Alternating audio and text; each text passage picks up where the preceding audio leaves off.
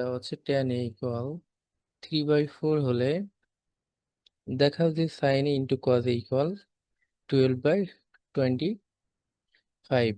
প্রশ্নটা এসেছে হচ্ছে চিটাগং বোর্ড 2020 সালে। দেওয়া আছে কি tan a ইকুয়াল 3/4। এখানে আমরা দেখি, আমরা জানি কি, আমরা জানি tan থিটা ইকুয়াল লম্ব বাই ভূমি, লম্ব বাই ভূমি। অর্থাৎ এখানে আমাদের দেওয়াই আছে হচ্ছে লম্ব বাই ভূমির মান। তাহলে আমরা লিখতে পারি যে এত সমান কি, আবার লম্ব বাই ভূমি। এখন পিথাগোরাসের সূত্র অনুসারে আমরা কি জানি যে অতিভুজ স্কোয়ার ইকুয়াল অতি স্কোয়ার লম্ব স্কোয়ার প্লাস ভূমি স্কোয়ার, ভূমির স্কোয়ার। তাহলে লম্বর মান দেওয়া আছে কত, 3 দেওয়া, 3 এর স্কোয়ার প্লাস ভূমির মান কত, 4 দেওয়া আছে।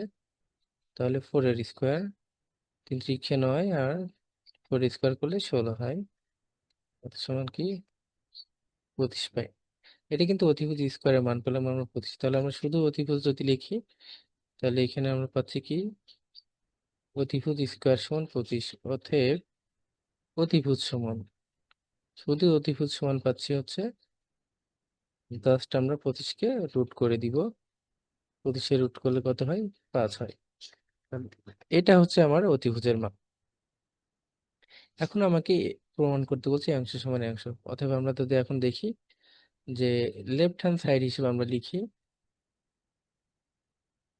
যে left hand side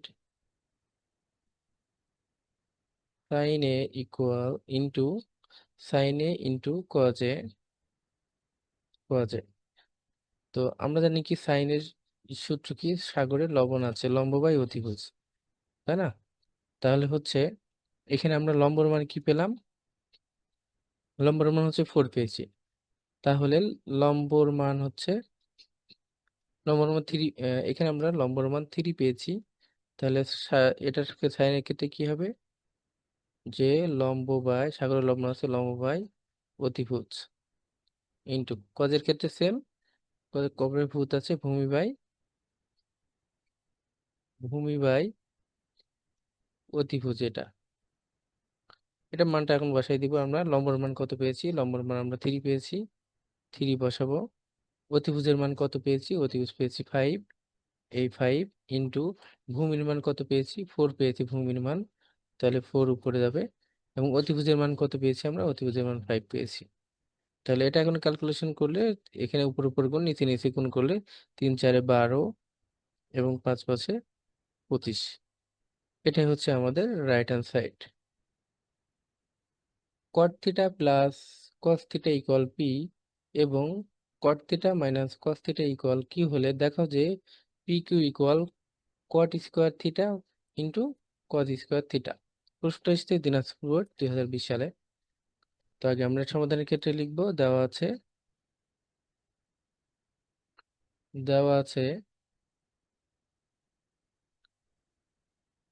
cot theta plus cos theta equal P, একটা হচ্ছে cot theta minus cos theta equal Q.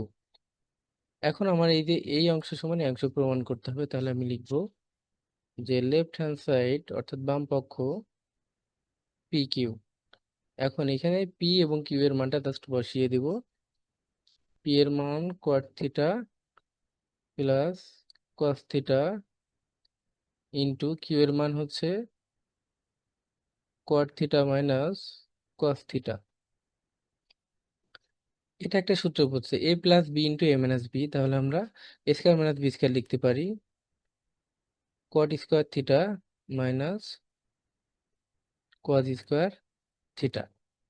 এই মানটা আমরা লিখতে পারি।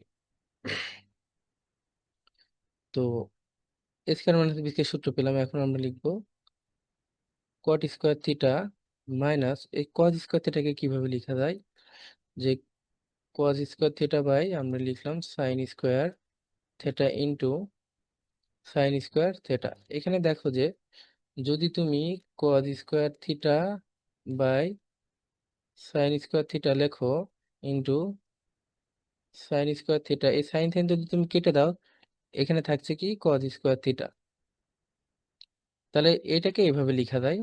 তাহলে এখান থেকে এখন তুমি কি করবা, হচ্ছে এখানে যা আছে কট স্কোয়ার থিটা মাইনাস এখানে কজ বাই সাইন, এটা হচ্ছে কার সূত্র আমরা জানি হচ্ছে হচ্ছে কট থিটা সমান cos theta by sine theta, এখানে স্কোয়ার আছে তাই আমরা স্কোয়ার দিব।